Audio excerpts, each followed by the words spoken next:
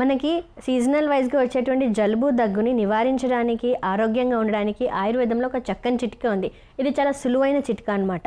మనకి దానిమ్మ చెట్టు ఆకులు ఉంటాయి కదా, ఆ ఆకులని 2-3 చప్పున ఉదయం మధ్యాహ్నం రాత్రి 3 పూటల నవిలినట్లయితే మనకి జలుబు దగ్గు అలానే పడిసం ఉంటుంది కదా, అదంతా కూడా తగ్గుముఖం పడుతుంది.